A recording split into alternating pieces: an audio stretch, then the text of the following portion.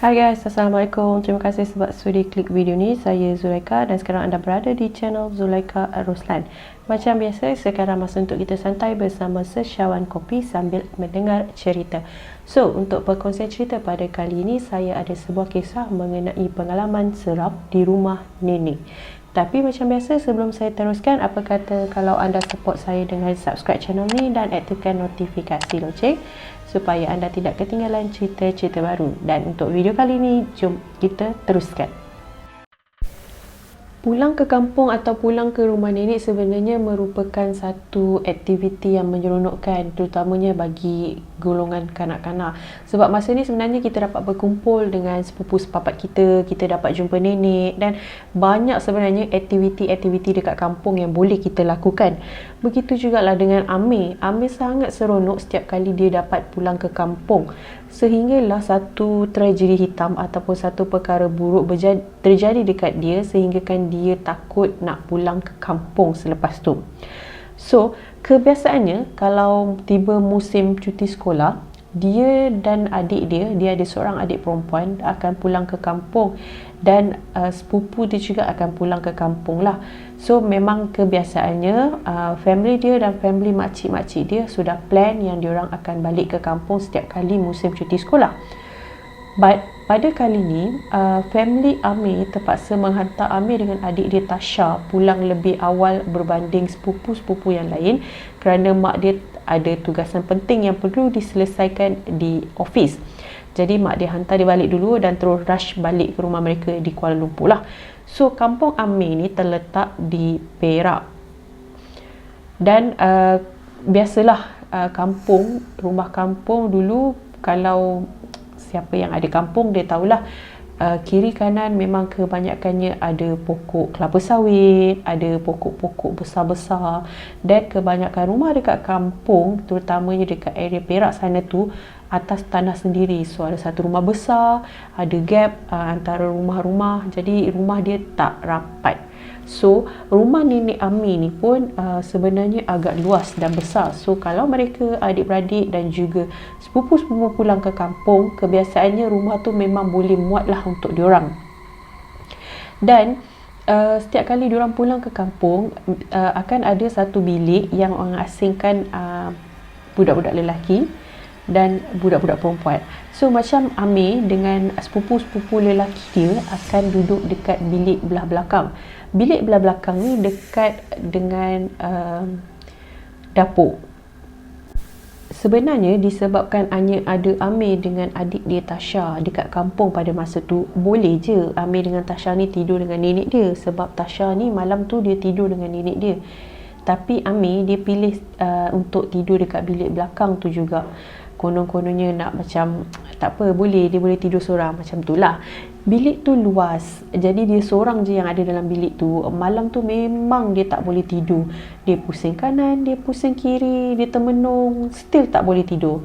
Ni bukan zaman-zaman gadget di mana kalau kita tak boleh tidur, kita boleh scroll Facebook, scroll WhatsApp dan sebagainya. Bukan. Ni adalah satu zaman di mana tak ada kelebihan gadget pada masa tu. So Amir ni pun pusing kanan pusing kiri, cuba nak lelapkan mata lah.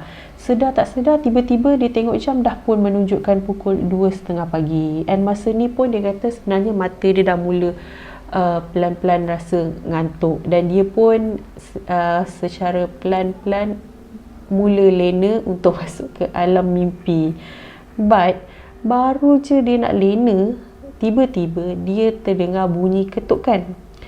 Banyak kali bunyi ketukan ni. Mula-mula dia fikir jugalah, kenapa pula lah jiran nenek aku ni nak datang pagi-pagi buta. Pukul 3 pagi datang rumah orang ni buat apa? Mula-mula dia fikir macam tu jugalah. But dia makin pelik bila ketukan yang dia dengar tu tak disahut oleh siapa-siapa. Maksudnya dia dengar bunyi ketukan tapi nenek dia tak keluar pun buka pintu ke ataupun nak jenguk siapa yang ada.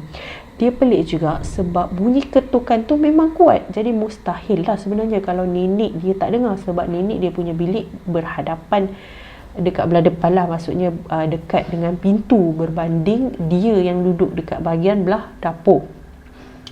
So nak tak nak, Amir kata dia terpaksalah jadi orang yang volunteer diri, bangun nak pergi buka pintu, nak tengok siapa yang ketuk pintu masa tu. So Amir pun bangunlah jalan keluar bilik. Beberapa langkah setelah dia keluar bilik, bunyi ketukan tu masih lagi kedengaran, dan masa ni baru dia perasan sesuatu benda. Bunyi ketukan yang dia dengar tu bukan datang daripada arah pintu, tetapi datang dari arah jendela ataupun tingkap dapur. Sebab tu dia boleh dengar bunyi ketukan tu sangat kuat, sebab bunyi tu datang daripada tingkap dapur.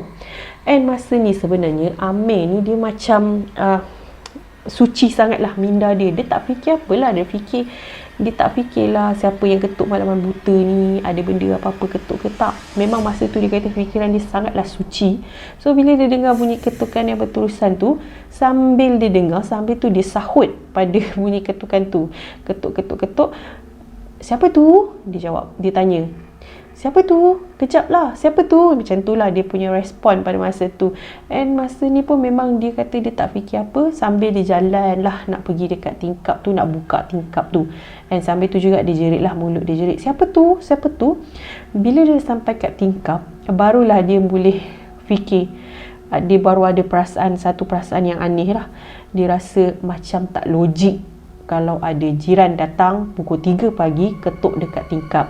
So masa ni sebenarnya dia dah mula rasa macam pelik dan was-was nak buka tingkap lah masa tu. But kan rumah kayu, so ada lubang-lubang kecil kan. So Amir ni pun dia ngintai lah dekat lubang kecil tu, nak tengok siapa yang datang dekat rumah dia pagi-pagi buta tu.